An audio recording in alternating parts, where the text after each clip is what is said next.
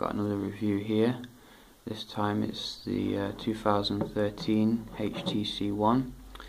I was lucky enough to acquire this trinket on my travels to just have a look at it and see what the big fuss was about.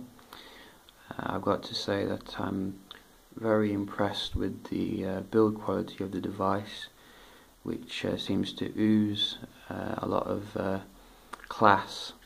A lot of the time you don't really get that with Android devices, but I think this is probably the best feeling phone that I've ever had in my hand in terms of design. It's got a very cool kind of metallic feel to it. It feels like it's built to last and that it could survive some drops, but then again you might want to have it in a case to keep it looking nice. So it's a double-edged sword in that respect. Yeah, it's chamfered edges and 4.7-inch screen make it very easy to use, and it's got a slight curvature towards it as well, which make it very nice in the hand. I'd say it's much nicer than, for example, the Xperia Z1, which feels a bit awkward to get around with your thumb. So props to HTC for making such a nice feeling device. When you turn on the screen, you're greeted with a full HD 1080p high pixel density screen, which is up in 400s, so you're not going to discern any individual pixels or anything. The colour accuracy is very bright and vibrant. There's no issues with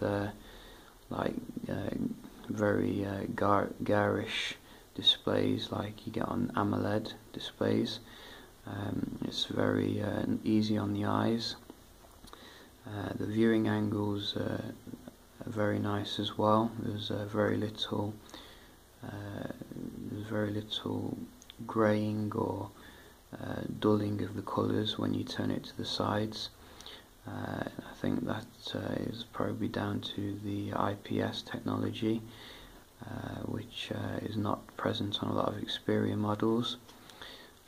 So the screen is certainly a high point of the device. It's also very viewable outdoors as well. You don't need to crank the brightness up to the max because you will be able to discern everything.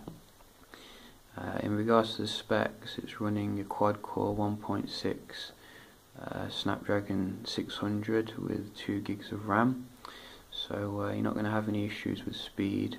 It's not a top-range processor, but the highly optimized Sense 5.5 with KitKat on it makes it completely lag-free, and probably the fastest device I've ever used on the Android platform.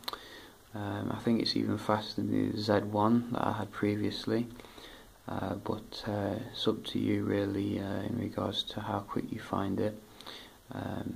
Personally, I think that you can't really get any faster now. We're getting to the point where it doesn't really matter about the performance as long as it's optimized, because we've got the hardware necessary now. Yeah, the specs are decent and not going to let you down. In regards to the camera technology, it's a little bit different than some other flagships. It's got a 4 megapixel ultra pixel camera, which is quite decent in taking shots like close up as well as low light photography, because its ultra pixel technology lets in more light. The only downside is that when you try and zoom in on images, they're not very detailed because of the low megapixel count.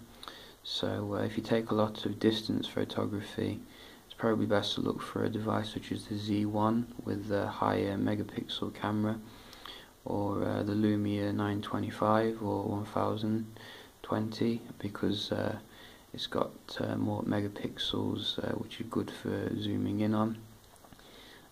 It's also got Zoe functionality, which can add some life to your videos, such as music, and create action shots.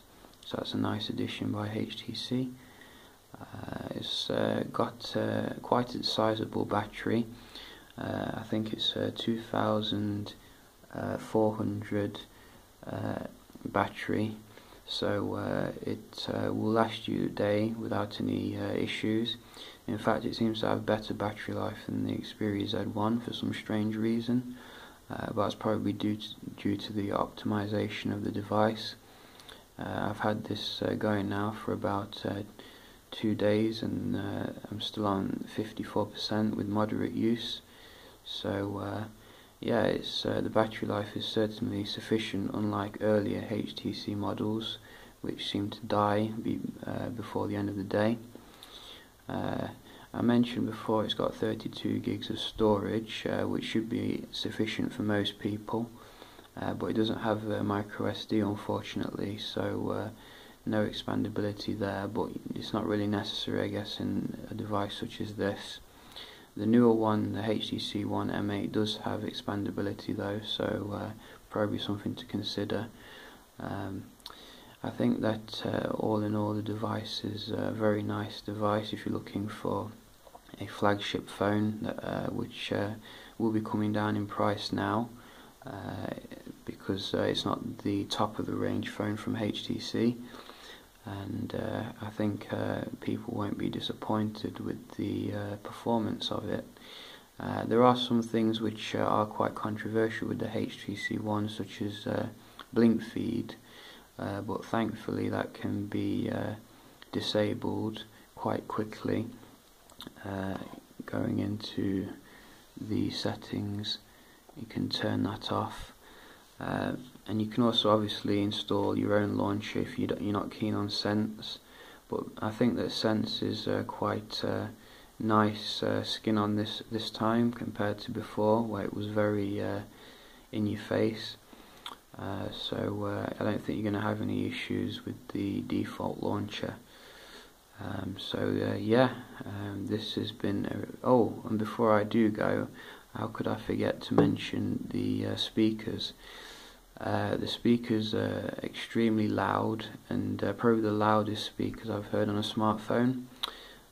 They're even better than the Lenovo Yoga 8, because they're dedicated with front-facing stereo. I think that most manufacturers should start doing this now instead of putting it on the back. Like, compared to the Xperia Z1 speakers, it's like a world apart. You're definitely not going to be disappointed with the sound quality coming out of the speakers.